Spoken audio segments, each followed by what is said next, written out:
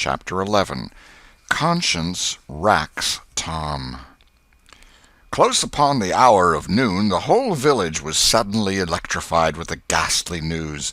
No need of the as yet undreamed-of telegraph. The tale flew from man to man, from group to group, from house to house, with little less than telegraphic speed. Of course the schoolmaster gave holiday for that afternoon. The town would have thought strangely of him if he had not.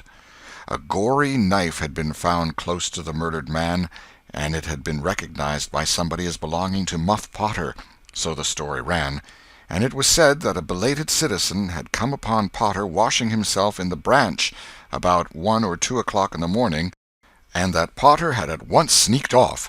Suspicious circumstances, especially the washing, which was not a habit with Potter. It was also said that the town had been ransacked for this murderer (the public are not slow in the matter of sifting evidence and arriving at a verdict), but that he could not be found. Horsemen had departed down all the roads in every direction, and the sheriff was confident that he would be captured before night. All the town was drifting toward the graveyard.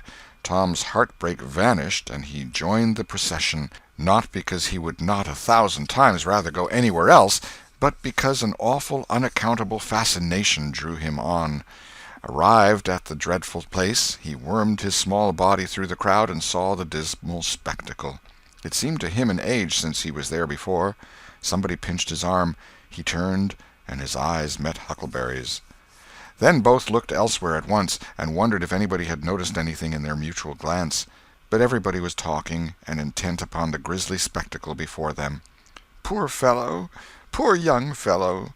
This ought to be a lesson to grave robbers. Muff Potter'll hang for this if they catch him." This was the drift of remark, and the minister said, "It was a judgment. His hand is here." Now Tom shivered from head to heel, for his eye fell upon the stolid face of Injun Joe. At this moment the crowd began to sway and struggle, and voices shouted, "It's him! It's him! He's coming himself!" "Who? Who?" from 20 voices. "Muff Potter."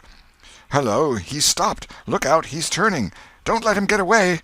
People in the branches of the trees over Tom's head said he wasn't trying to get away, he only looked doubtful and perplexed. "Infernal impudence," said a bystander. "Wanted to come and take a quiet look at his work, I reckon. Didn't expect any company." The crowd fell apart now, and the sheriff came through, ostentatiously leading Potter by the arm. The poor fellow's face was haggard, and his eyes showed the fear that was upon him. When he stood before the murdered man he shook as with a palsy, and he put his face in his hands and burst into tears. "I didn't do it, friends," he sobbed. "'Pon my word and honor, I never done it." "Who's accused you?" shouted a voice. This shot seemed to carry home. Potter lifted his face and looked around him with a pathetic hopelessness in his eyes. He saw Injun Joe and exclaimed, "Oh, Injun Joe, you promised me you'd never—" "Is that your knife?" And it was thrust before him by the sheriff. Potter would have fallen if they had caught him, and eased him to the ground. Then he said, "Something's told me if I didn't come back and get—" He shuddered, and then waved his nerveless hand with a vanquished gesture, and said, "Tell him, Joe, tell him! It ain't any use any more." Then Huckleberry and Tom stood dumb and staring, and heard the stony-hearted liar reel off his serene statement, they expecting every moment that the clear sky would deliver God's lightnings upon his head, and wondering to see how long the stroke was delayed. And when he had finished, and still stood alive and whole, their wavering impulse to break their oath and save the poor betrayed prisoner's life faded and vanished away, for plainly this miscreant had sold himself to Satan, and it would be fatal to meddle with the property of such a power as that. "Why didn't you leave? What did you want to come here for?" somebody said. "I couldn't help it, I couldn't help it," Potter moaned. "I wanted to run away, but I couldn't seem to come anywhere but here." And he fell to sobbing again. Injun Joe repeated his statement just as calmly a few minutes afterwards on the inquest, under oath, and the boys, seeing that the lightnings were still withheld, were confirmed in their belief that Joe had sold himself to the devil.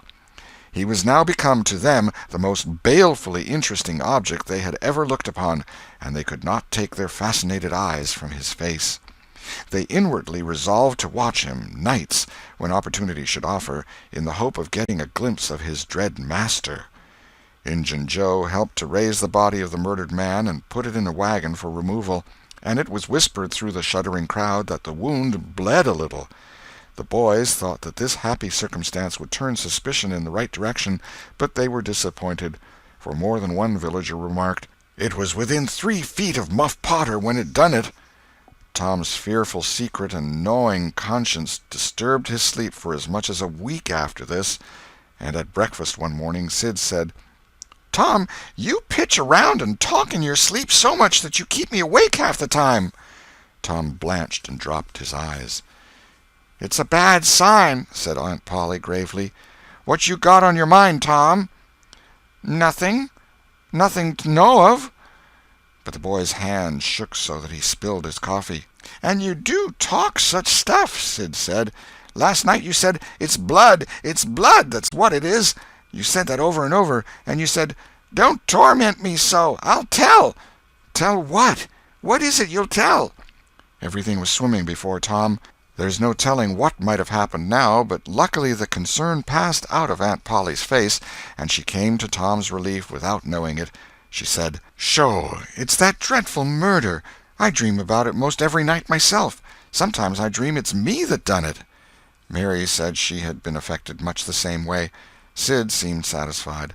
Tom got out of the presence as quick as he plausibly could, and after that he complained of a toothache for a week, and tied up his jaws every night. He never knew that Sid lay nightly watching, and frequently slipped the bandage free and then leaned on his elbow, listening a good while at a time, and afterward slipped the bandage back to its place again. Tom's distress of mind wore off gradually, and the toothache grew irksome and was discarded. If Sid really managed to make anything out of Tom's disjointed mutterings, he kept it to himself. It seemed to Tom that his schoolmates never would get done holding inquests on dead cats, and thus keeping his trouble present to his mind. Sid noticed that Tom never was coroner at one of these inquiries, though it had been his habit to take the lead in all new enterprises. He noticed, too, that Tom never acted as a witness, and that was strange, and Sid did not overlook the fact that Tom even showed a marked aversion to these inquests, and always avoided them when he could. Sid marveled, but said nothing. However, even inquests went out of vogue at last, and ceased to torture Tom's conscience. Every day or two, during this time of sorrow, Tom watched his opportunity, and went to the little grated jail window and smuggled such small comforts through to the murderer as he could get hold of. The jail was a trifling little brick den that stood in a marsh at the edge of the village, and no guards were afforded for it. Indeed, it was seldom occupied. These offerings greatly helped to ease Tom's conscience. The villagers had a strong desire to tar and feather Injun Joe and ride him on a rail for body-snatching, but so formidable was his character that nobody could be found who was willing to take the lead in the matter, so it was dropped. He had been careful to begin both of his inquest statements with the fight, without confessing the grave robbery that preceded it. Therefore it was deemed wisest not to try the case in the courts at present. End of Chapter 11. Chapter 12. The Cat and the Painkiller. One of the reasons why Tom's mind had drifted away from its secret troubles was that it had found a new and weighty matter to interest itself about. Becky Thatcher had stopped coming to school. Tom had struggled with his pride a few days, and tried to whistle her down the wind, but failed. He began to find himself hanging around her father's house nights, and feeling very miserable. She was ill. What if she should die? There was distraction in the thought. He no longer took an interest in war, nor even in piracy. The charm of life was gone. There was nothing but dreariness left. He put his hoop away, and his bat. There was no joy in them any more. His aunt was concerned. She began to try all manner of remedies on him. She was one of those people who are infatuated with patent medicines and all newfangled methods of producing health or mending it. She was an inveterate experimenter in these things. When something fresh in this line came out, she was in a fever, right away, to try it. Not on herself, for she was never ailing, but on anybody else that came handy. She was a subscriber for all the health periodicals and phenomenological frauds, and the solemn ignorance they were inflated with was breath to her nostrils. All the rot they contained about ventilation, and how to go to bed, and how to get up, and what to eat, and what to drink, and how much exercise to take, and what frame of mind to keep one's self in, and what sort of clothing to wear, was all gospel to her, and she never observed that her health journals of the current month customarily upset everything they had recommended the month before. She was as simple-hearted and honest as the day was long, and so she was an easy victim. She gathered together her quack periodicals and her quack medicines, and thus, armed with death, went about on her pale horse, metaphorically speaking, with the hell following after. But she never suspected that she was not an angel of healing and the balm of Gilead in disguise to the suffering neighbors. The water treatment was new, now, and Tom's low condition was a windfall to her. She had him out at daylight every morning, stood him up in the woodshed, and drowned him with a deluge of cold water. Then she scrubbed him down with a towel like a file, and so brought him to. Then she rolled him up in a wet sheet and put him away under blankets till she sweated his soul clean, and the yellow stains of it came through his pores, as Tom said. Yet, notwithstanding all this, the boy grew more and more melancholy and pale and dejected.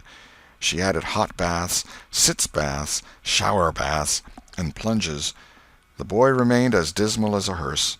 She began to assist the water with a slim oatmeal diet and blister plasters. She calculated his capacity as she would a jug's, and filled him up every day with quack cure-alls. Tom had become indifferent to persecution by this time. This phase filled the old lady's heart with consternation. This indifference must be broken up at any cost. Now she heard of painkiller for the first time. She ordered a lot at once. She tasted it and was filled with gratitude. It was simply fire in a liquid form. She dropped the water treatment and everything else, and pinned her faith to painkiller. She gave Tom a teaspoonful and watched with the deepest anxiety for the result. Her troubles were instantly at rest, her soul at peace again, for the indifference was broken up.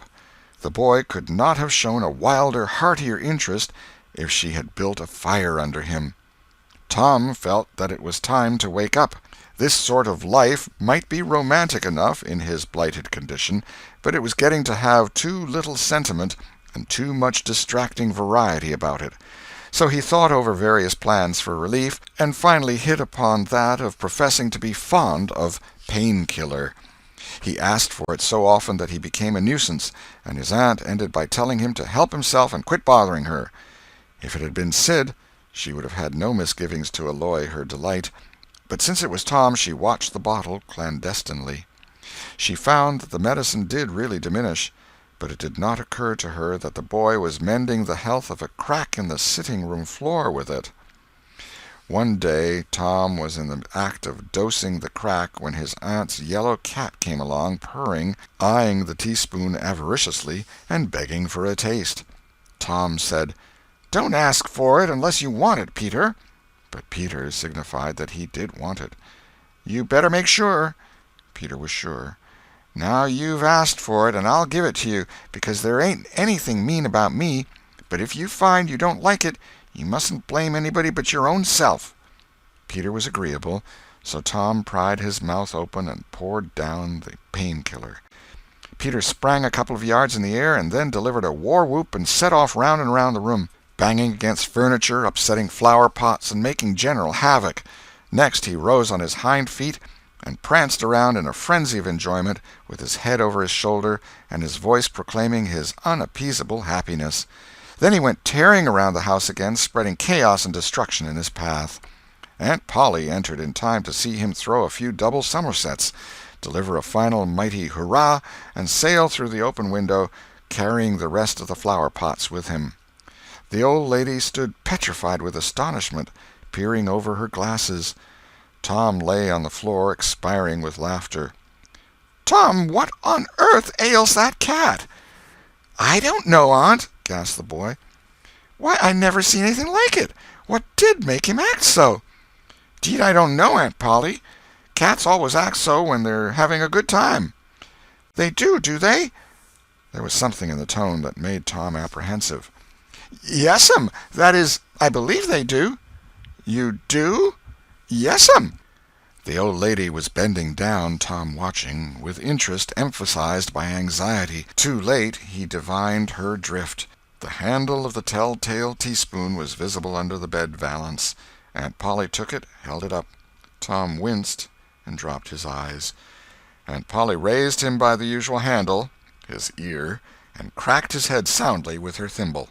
"Now, sir, what did you want to treat that poor dumb beast so for?" "I done it out of pity for him, because he hadn't any aunt." "Hadn't any aunt, you numbskull! What has that got to do with it?" "Heaps. Because if he'd a had one, she'd a burnt him out herself. She'd a roasted his bowels out of him 'thout any more feeling than if he was a human." Aunt Polly felt a sudden pang of remorse. This was putting the thing in a new light. What was cruelty to a cat might be cruelty to a boy, too.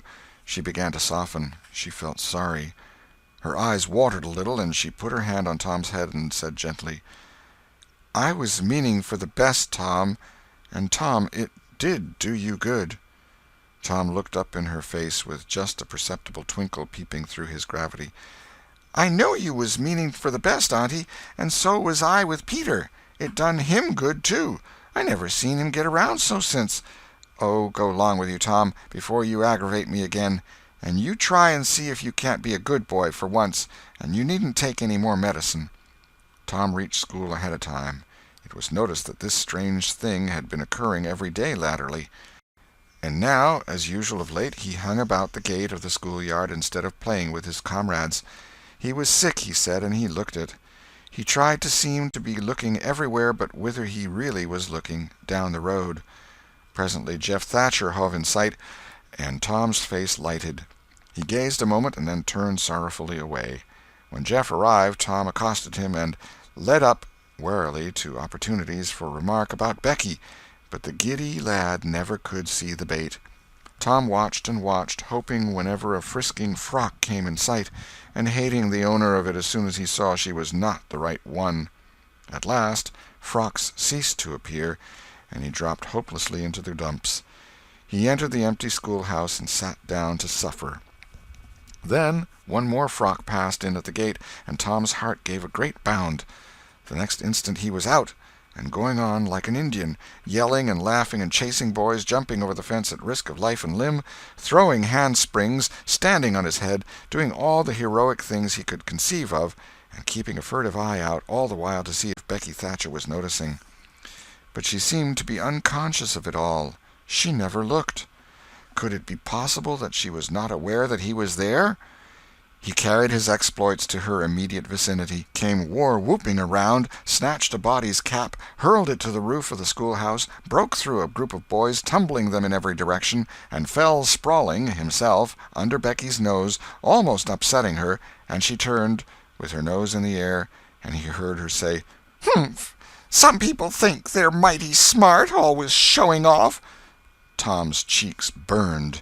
He gathered himself up and sneaked off, crushed and crestfallen. End of chapter 12.